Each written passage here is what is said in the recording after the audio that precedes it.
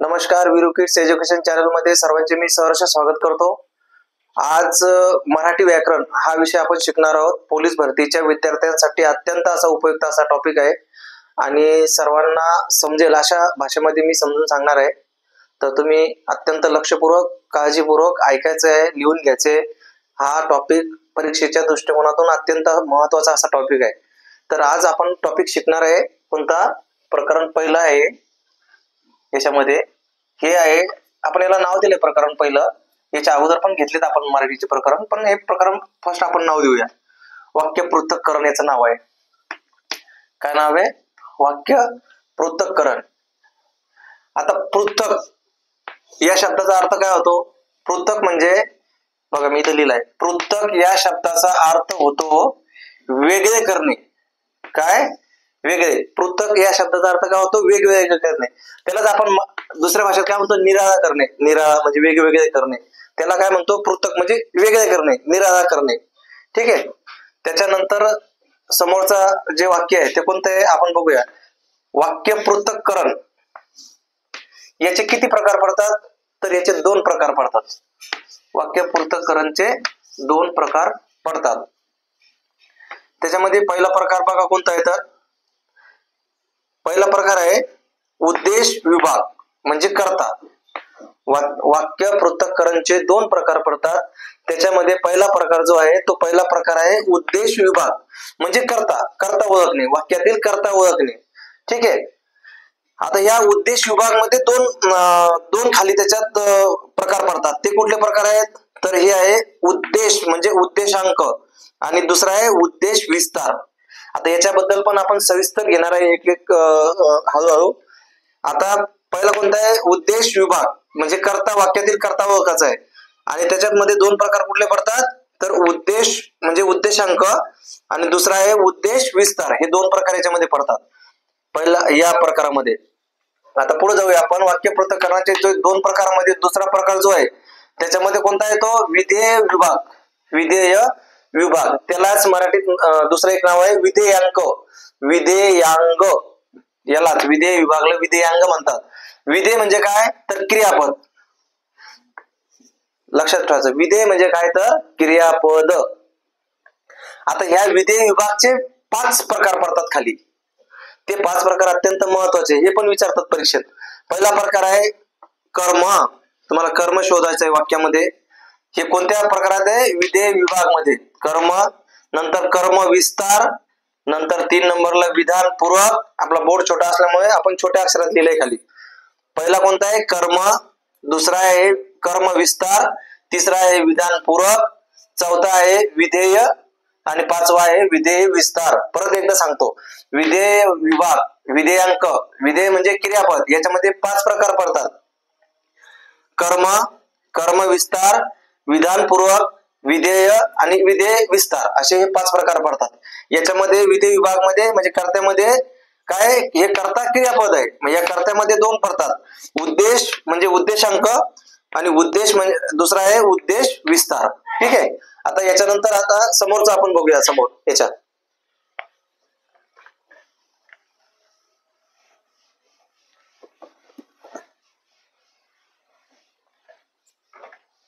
आता आपण त्याच्यामध्ये पहिला जे आपण इकडे बघितलं होतं, काय काय बघितलं होतं? की उद्देश विभाग।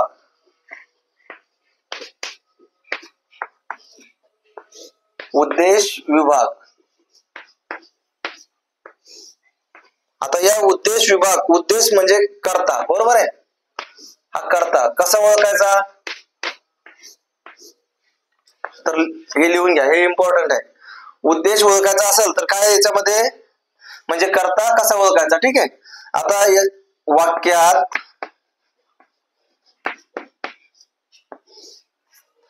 क्रियापदाने दर्शवलेली क्रिया।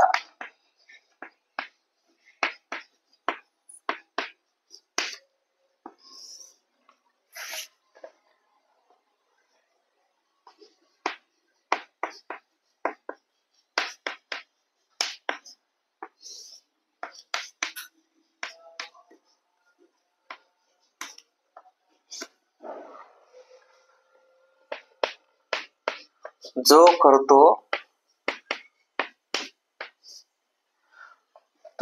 त्याला कर्ता असे म्हणतात.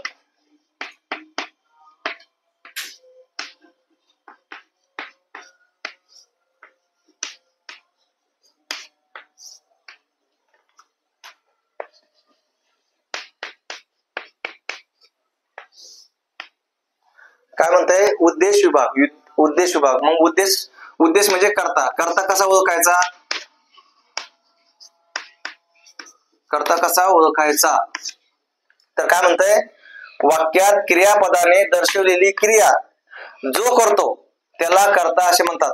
म्हणजे वाक्य जे आहे म्हणजे क्रियापदाने जी क्रिया दर्शवलेली आहे, कशावरती क्रिया दर्शवलेली आहे, तर ते आपला जो ज्याच्यावरती क्रिया दर्शवली आहे आणि जो करतो त्याला आपण काय म्हणतो? कर्ता असे म्हणतो. आता दुसरी आपण याची डेफिनेशन बघूया. ते काय म्हणतंय? क्रियापदातील मूळ शब्दाला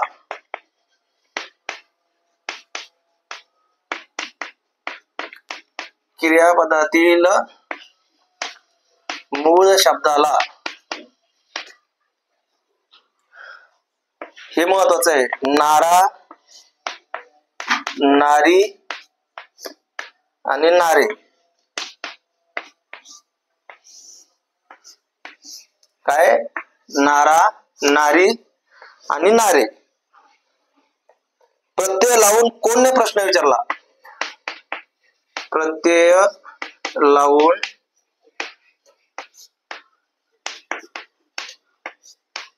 कोणने प्रश्न विचारावा. काय म्हणते? कोणने प्रश्न काय? कोणने प्रश्न विचारावा. येणारे जे उत्तर असतं ते असतं कर्ता. येणारे उत्तर कर्ता असतो. आता बघा याच्यात परत एकदा समजून सांगतो. उद्देश विभाग. उद्देश म्हणजे काय? कर्ता. कर्ता आपल्याला कसा ओळखायचा आहे? ठीक आहे. वाक्यात क्रियापदाने दर्शवलेली क्रिया जो करतो त्याला कर्ता असे म्हणतात. ही पहिली डेफिनेशन. दुसरी, क्रियापदातील मूळ शब्दाला नारा, नारी, नारे प्रत्यय लावून कोणने प्रश्न विचारला. काय लावायचा आहे? प्रत्यय. नारा, नारी, नारे हा प्रत्यय लावून कोणने प्रश्न विचारायचा आणि मग जे उत्तर येतं कोणने प्रश्न विचारल्याच्या नंतर ते असतं कर्ता. आणि कर्ता असा ओळखायचा असतो. आता आपण याच्यात काही उदाहरणं घेऊया.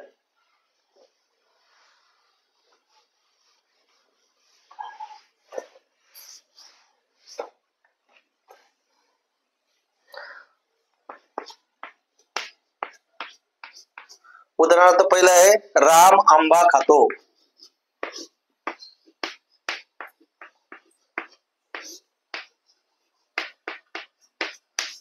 राम आंबा खातो. आता आपण काय म्हटलंय? क्रियापदाला म्हणजे याला कशाने प्रश्न विचारायचा? नारा, नारी, नारे याने प्रश्न विचारायचा. मग आता हे नारा, नारी, नारे ठीक आहे.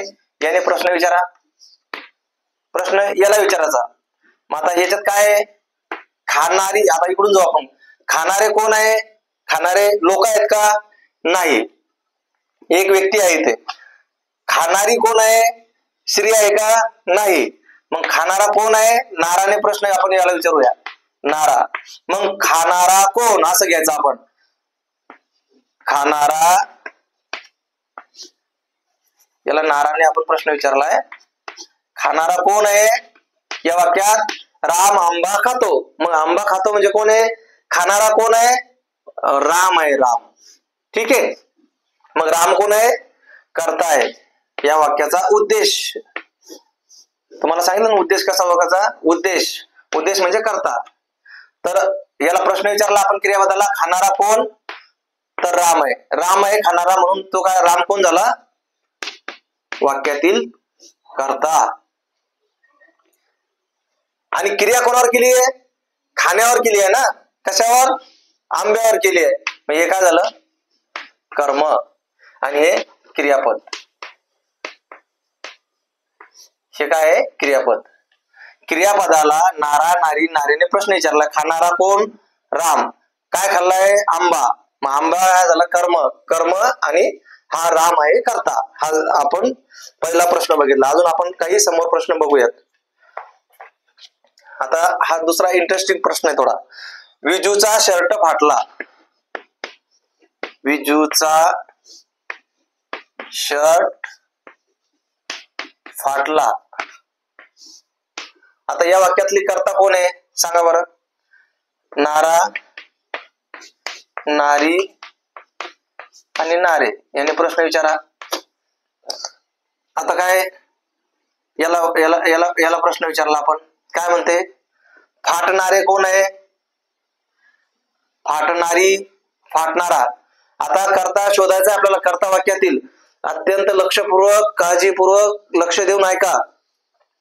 पहिल्या वाक्यात राम आंबा खातो. मग खाणारा कोण आहे? राम. पटकन आपण खाणारा राम आहे, व्यक्ती आहे, म्हणून आपण काय म्हणलं? कर्ता आहे. आता या वाक्यात काय आहे? फाटणारा कोण आहे? फाटणारा कोण आहे? शर्ट आहे. तर या शर्टात झाला हा या वाक्यातील कर्ता. आणि आपण म्हणतो का फाटणारा विजू आहे का? नाही. फाटणारा कोण? नारा, नारी. नारीने प्रश्न विचारला नाही आपण, इथे प्रश्न विचारला. मग कोण फाटणारा कोण आहे? तर शर्ट आहे. म्हणून हा झाला या वाक्यातील कर्ता. कर्त्याला खाली काय म्हणायचं? उद्देश. कर्ता, उद्देश हे दोन्ही पण परीक्षेमध्ये येत असतात. ठीक आहे, दोन वाक्य तुम्हाला समजले. आता आपण समोर तिसऱ्या वाक्याकडे जाऊया.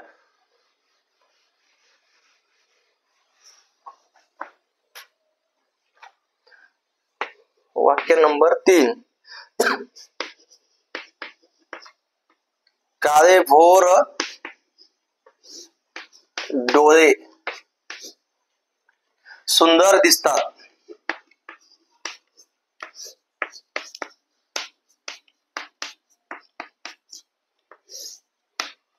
काळे भोर डोळे सुंदर दिसतात. आता याच्यात विचारा नारा, नारी. नारेने प्रश्न विचारा. नारा, नारी आणि नारे. प्रश्न विचारायला. प्रश्न विचारला. दिसणारे काय आहे? दिसणारे सुंदर आहे का? नाही. दिसणारे काळेभोर आहे का? नाही. मग दिसणारा काय आहे? दिसणारे काय आहे? प्रश्न विचारा. दिसणारे, दिसणारे कोण? असा प्रश्न विचारा. मग दिसणारे कोण आहे? तर डोळे आहे. कसे आहे? कसे आहे डोळे? काळेभोर आहे. मग दिसणारे कोण आहे? डोळे. तर हे काय वाक्यातला कर्ता आहे, उद्देश आहे. दिसणारे कोण आहे? तर डोळे आहे. समजलं? कर्ता ओळखायचं आपल्याला. एक एक स्टेप बाय स्टेप आपण समोर जाणार आहोत. ठीक आहे. आता परत आता चौथा क्वेश्चन आपण चौथा प्रश्न अजून एक घेऊया. पांढरे शुभ्र दात मुखास शोभा देतात. पांढरे शुभ्र दात मुखास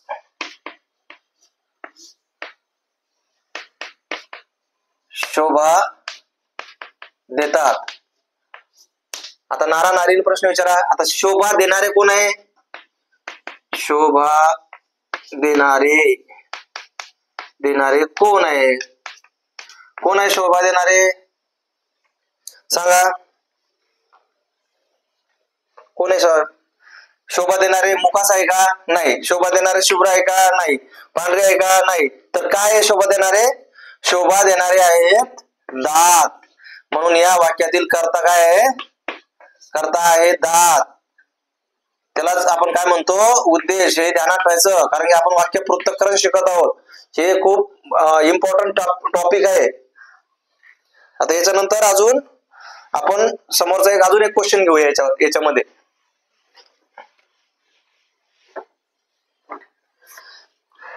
आपण 4-4, 5-5 क्वेश्चन घेऊ, म्हणजे समजायला तुम्हाला सोपं जाईल.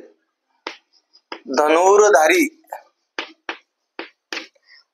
धनुर्धारी रामाने बलाढ्य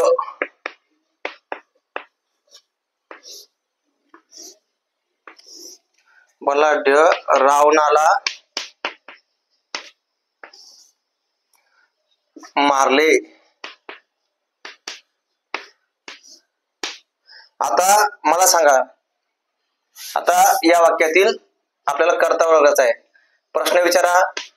नारा, नारी आणि नारे याने प्रश्न विचारायचा आहे. कशाला? क्रियापदाला. क्रियापद कोण काय आहे? मारले हे झालं क्रियापद. मग याला प्रश्न आपण मारायचा, प्रश्न विचारायचा काय? मारणारा, मारणारा कोण? कोण आहे मारणारा या वाक्यात? धनुर्धारी रामाने बलाढ्य रावणाला मारले. कोणाला मारले? रावणाला. कोणी मारले? कोणी मारले? कोण मारले? मारणारा कोण आहे? तर राम आहे. तर हा राम या वाक्यातील आहे कर्ता. यालाच काय म्हणायचं? उद्देश. उद्देश. समजलं? अशा प्रकारे हा आपला जो पहिला जो चॅप्टर हे होता काय विभाग, तो आहे उद्देश विभाग. हा आपण काय शिकलोय? उद्देश विभाग म्हणजे काय? कर्ता. कर्ता कसा ओळखायचा? वाक्यातील कर्ता. त्याला नारा, नारी आणि नारे याने प्रश्न विचारायचा. येणारा उत्तर असतं त्या वाक्यातील कर्ता. समजलं? आता याच्या पुढे आपण, याच्या पुढचा जो टॉपिक आहे तो आपण घेणार आहे उद्देश विस्तार. उद्देश विस्तार आपण आता याच्या समोरचा टॉपिक घेणार आहोत. आपण वाक्य पृथक्करणमध्ये काय बघितले? वाक्य पृथक्करणचे दोन प्रकार पडतात. पहिला जो प्रकार आहे उद्देश विभाग. उद्देश म्हणजे काय? कर्ता. कर्ता कसा शोधायचा आहे? कर्त्याला, क्रियापदाला नारा, नारी, नारेने प्रश्न विचारायचा. येणारा उत्तर हा कर्ता असतो. म्हणून आपण पहिला विभाग त्याच्यामधला घेतला काय? उद्देश. उद्देश म्हणजे उद्देशांक. त्याच्यामध्ये आपण काय पाहिलं? उद्देश विभाग पहिला, कर्ता कसा ओळखायचा, आणि ते तुम्हाला मी शिकवलं कर्ता कसा ओळखायचा. आता त्याच्यातला जो दुसरा आहे उद्देश विस्तार. उद्देश विस्तार मध्ये काय असतंय त्याची पहिली डेफिनेशन तुम्हाला लिहून देतो. उद्देशाबद्दल, उद्देशाबद्दल म्हणजेच काय? कर्त्याबद्दल. उद्देशाबद्दल म्हणजे काय? कर्त्याबद्दल माहिती, माहिती सांगणारे. थोडक्यात कर्त्याबद्दल विशेष माहिती सांगणारे असा त्याचा अर्थ होतो. सांगणारे शब्द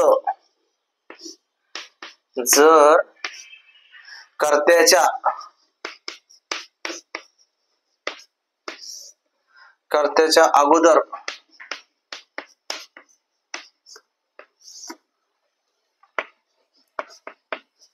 अगोदर येत असेल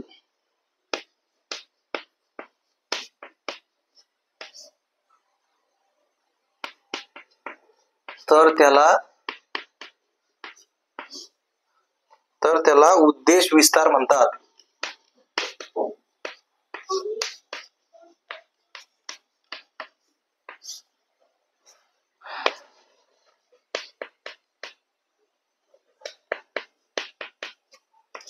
हा 2 नंबरचा टॉपिक आहे. उद्देश, उद्देश विस्तार हे लिहून घ्यायचं. ही याची डेफिनेशन आहे. उद्देश विस्ताराची ही डेफिनेशन आहे. आता याच्यात आपण काय सांगताय बघा. उद्देशाबद्दल म्हणजे कशाबद्दल? कर्त्याबद्दल. कर्त्याबद्दल विशेष माहिती सांगणारा शब्द जर कर्त्याच्या म्हणजे उद्देशाच्या अगोदर येत असेल तर त्याला उद्देश विस्तार असे म्हणतात. मग आता प्रश्न आपण तेच घेऊ पहिले. कोणते? आता पहिला प्रश्न घेऊया आपण. पांढरे शुभ्र, पांढरे शुभ्र दात मुखास शोभा देतात. शोभा देतात. आता आपल्याला प्रश्न हा जो आहे त्याच्यामध्ये काय सांगितलंय? कर्त्याच्या अगोदर, कर्त्याबद्दल विशेष माहिती सांगणारा शब्द जर कर्त्याच्या अगोदर येत असेल तर त्याला काय म्हणतात? उद्देश विस्तार. हा जे 2 प्रकार आहेत त्या प्रकारामधला दुसरा प्रकार आहे उद्देश विस्तार. आता तुम्ही मला सांगा, याला प्रश्न विचारा ना. शोभा देणारे, परत नारा नारीने प्रश्न करायचा. नारा, नारी, नारे. मग शोभा देणारे कोण आहे? पहिला कर्ता शोधून घ्यायचा या वाक्यातला. शोभा देणारे कोण आहे? तर दात आहे. दात हे काय आहे, कर्ता आहे. शोभा देणारे काय आहे, तर दात आहे. दात काय आहे, कर्ता, उद्देश म्हणतो आपण त्याला. ठीक आहे. आता आपल्याला काय म्हणते, उद्देशाबद्दल म्हणजे कर्त्याबद्दल विशेष माहिती सांगणारा शब्द कर्त्याच्या अगोदर येत असेल, कर्त्याच्या अगोदर येत असेल तर त्याला काय म्हणतात, उद्देश विस्तार असे म्हणतात. मग दाताबद्दल विशेष माहिती देणारे शब्द कुठले आहे, पांढरा शुभ्र हा पूर्ण शब्द कर्त्याबद्दल विशेष माहिती देतो इथे. म्हणून त्याला काय म्हणायचं त्याला, उद्देश विस्तार. समजलं. खूप इम्पॉर्टंट आहे परीक्षेच्या दृष्टिकोनातून आणि परीक्षेला येण्याच्या दृष्टिकोनातून खूप इम्पॉर्टंट असे क्वेश्चन आहे. लक्ष देऊन लिहून घ्या, लक्ष देऊन ऐका, म्हणजे त्याचा फायदा तुम्हाला नक्कीच होईल. हे वाक्य पृथक्करण हे प्रकरण खूप महत्वाचं आणि इम्पॉर्टंट असं परीक्षेच्या दृष्टिकोनातून प्रकरण आहे. दुसरा प्रश्न आपण घेऊया, धनुर्धारी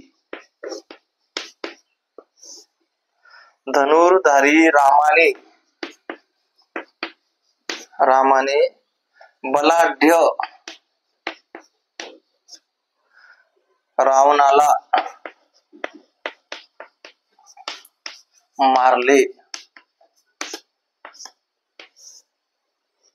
आता काय याच्यामध्ये आपल्याला काय शोधायचं आहे, उद्देश विस्तार.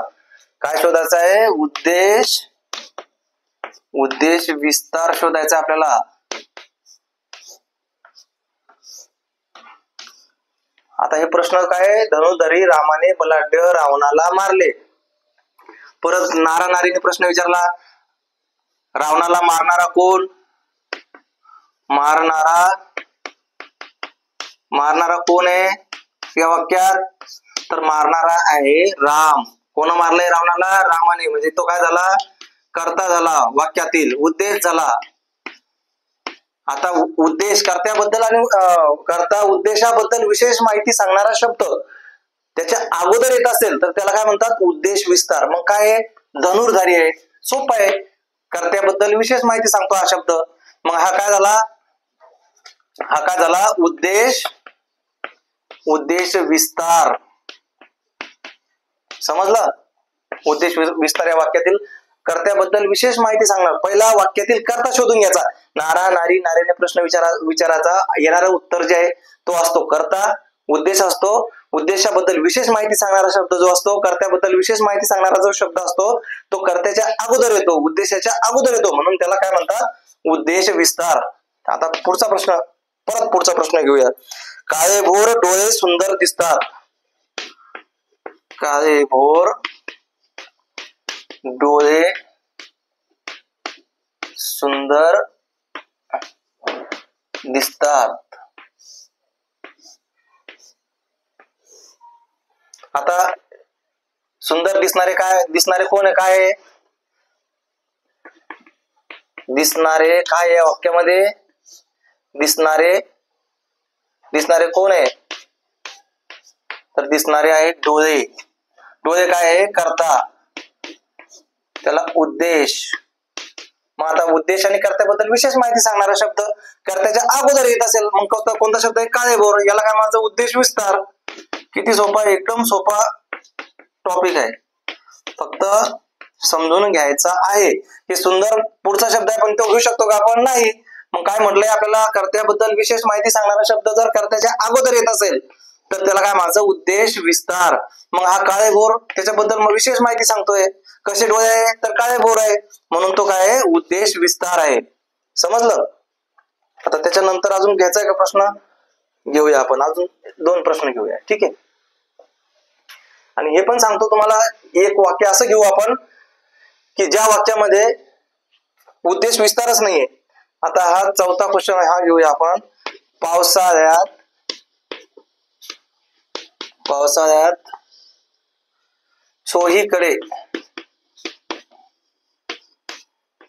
चोहीकडे गुलाबाची फुले.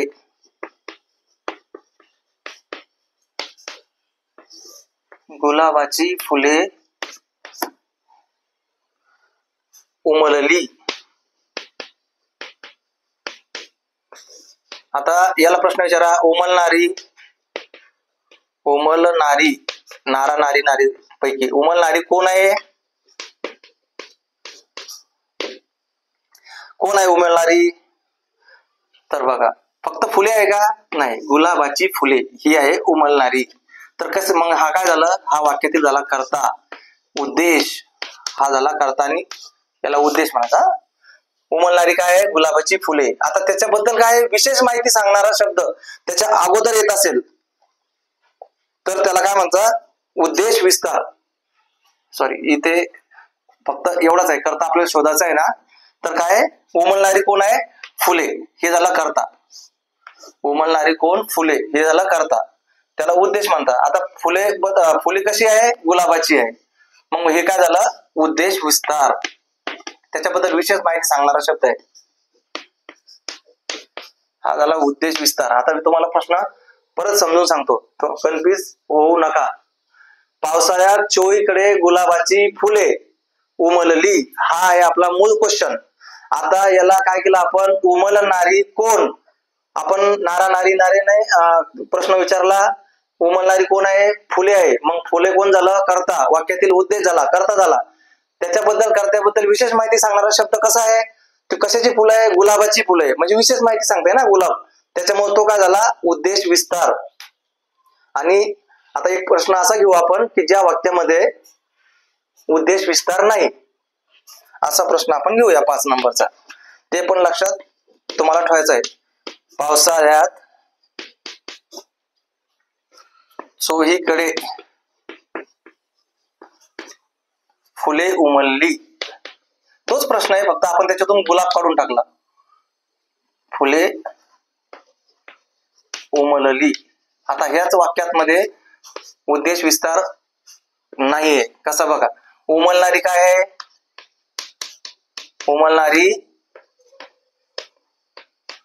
उमलणारी कोण आहे? तर फुले आहे. ठीक आहे, हा काय झाला? वाक्यातील कर्ता, उद्देश. ठीक आहे. आता याच्याबद्दल विशेष माहिती, कर्त्याबद्दल आणि उद्देशाबद्दल विशेष माहिती सांगणारा शब्द आहे का अलीकडे? गुलाब आहे का? शुभ्र आहे का? पांढरे शुभ्र आहे का? लाल आहे, असं आहे का काही? पावसाळ्यात चोहीकडे, हे त्याच्याबद्दल विशेष माहिती सांगत नाहीये. म्हणून या वाक्यात फक्त कर्ताच आहे, फुले. याच्यामध्ये उद्देश विस्तार या वाक्यात नाही. म्हणून हे वाक्य तुम्हाला एक सहज उदाहरण तुम्हाला समजून सांगण्यासाठी दिलं. हे लक्ष घ्यायचं आहे. हे तुमचे 2 विभाग जे झाले, पहिले उद्देश कर्ता ओळखायचा आणि उद्देशांक, हा म्हणजे कर्त्याबद्दल विशेष माहिती सांगणारा जो शब्द आहे त्याच्याबद्दलचा माहिती सांगणारा आपण जो दुसरा घटक आहे तो पण आता बघितलेला आहे. आता वाक्य पृथक्करण मध्ये आपण जे 2 विभाग बघितले होते त्याच्यातला दुसरा जो विभाग होता तो कुठला होता? विधेय विभाग. वाक्य पृथक्करण मधला विधेय विभाग, यालाच काय म्हणते? विधेयांग.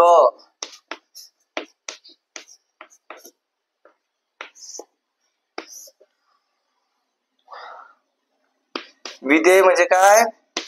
तर क्रियापद.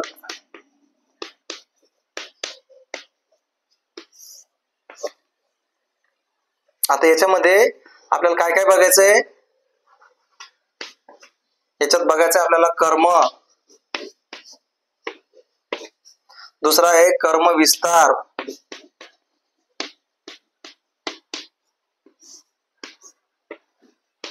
तिसरा आहे विधानपूर्वक. तुम्हाला मी एक एक पूर्ण समजून सांगणार आहे, एक एक वाक्यासहित, त्याच्यामुळे टेन्शन घ्यायचं नाही. त्याच्यानंतर आहे विधेय. लक्ष दिलं तर मराठी सारखा सोपा व्याकरणाचा विषय नाही. त्याच्यानंतर विधेय विस्तार, हे असे 5 त्याचे भाग पडत असतात. हे 5 त्याचे भाग पडतात. या दुसऱ्या भागामधले वाक्य पृथक्करणच्या याच्यात पैकी आता एकेकाची आपल्याला माहिती, सविस्तर माहिती घ्यायची आहे. हे माझे स्वतःची नोट्स आहे, मी हाताने काढलेली. तुम्हाला पहिलेही सांगितलंय की नोट्स व्यवस्थित काढा, म्हणजे तुम्हाला परीक्षेच्या दिवशी जाताना त्याच्यावर ओव्हरलुक करता येईल आणि तेच प्रश्न जर आले तर तुम्हाला सोपे जाईल. हा व्हिडिओ मोठा होईल अजून, त्यामुळे आपण याचा दुसरा पार्ट दुसऱ्या व्हिडिओमध्ये घेऊ. त्यासाठी मी जे पहिले वाक्य पृथक्करण मधला जो पहिला घटक आहे उद्देश विभाग म्हणजे कर्ता, त्याच्यातला जो आहे उद्देश म्हणजे कर्ता कसा ओळखायचा ते बघितलं. उद्देश विस्तार म्हणजे कर्त्याबद्दल विशेष माहिती सांगणारा शब्द कर्त्याच्या अगोदर येत असेल तर त्याला काय म्हणतात, उद्देश विस्तार म्हणतात, हे पण बघितलं. त्यामुळे आपण आता या व्हिडिओमध्ये इथेच थांबूया. तुम्हाला जर हा व्हिडिओ आवडला असेल तर नक्की याला सबस्क्राईब करा, लाईक करा, कमेंट करा, शेअर करा. हा व्हिडिओ शांततेत बघा, आपल्या मित्रालाही दाखवा. नक्की परीक्षेमध्ये याचा फायदा तुम्हाला होईल. खूप खूप धन्यवाद.